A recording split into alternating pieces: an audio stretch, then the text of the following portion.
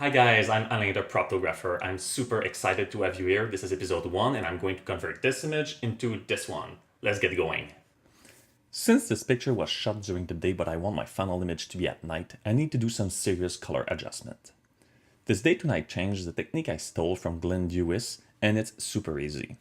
First, duplicate your background layer twice. On the bottom layer, you push the white balance toward the blue and reduce the exposure as needed.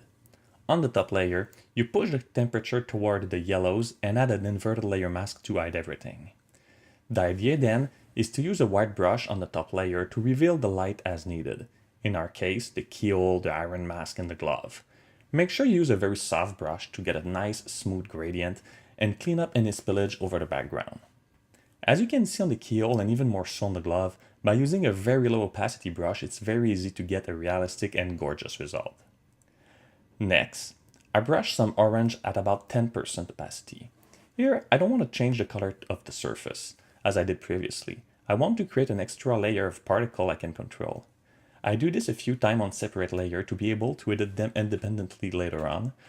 I then group them together and use a gradient mask to fade the color. The next step is to have the light rays coming out of the keyhole to not only change the scene color but also brighten it up. To do so, I add a few curved layers, shaping the adjustment in a cone shape. Always start from the smallest ray and widen it up as needed, and don't forget to blur them out too to soften the transition with the background. For the last layer, I apply a cloud filter on the mask to give more depth and texture to the light beam. Here again, I group all layers and use a gradient mask to fade the adjustment as I did previously. At this point, I realized that the light coming out of the keyhole was not strong enough and decided to paint a few more yellow layers under the previous two groups. This part took me way longer than I expected and caused a lot of frustration because it was so easy to do in my initial test run of this edit. I also wanted to fix the light bouncing off the inside of the keyhole. While it is a small detail, being in the brightest part of the image draws a lot of attention to it, and I wanted to make it as interesting as possible. After various attempts at painting over it with various shades of yellow, I decided to control its brightness with a curve adjustment layer, and it worked perfectly. While editing, I always look at the overall image and, in this case, the contrast between the light beam and the rest of the picture was not strong enough. After all, it is supposed to be a night shot. This is where non-destructive editing really pays off. I simply had to go back to my initial night layer and reduce the exposure of the camera raw adjustment. Obviously, since all these layers are interconnected, the decreased exposure removed too much detail from the rogue costume, so I had to go back to the light layer and brush over the costume to make it reflect more light. And after a few more tweaks and reshaping of the light coming out of the keyhole, we are finally done playing with this light beam and can move to the next step, adding a fantasy element to the composition. This is obviously my favorite part.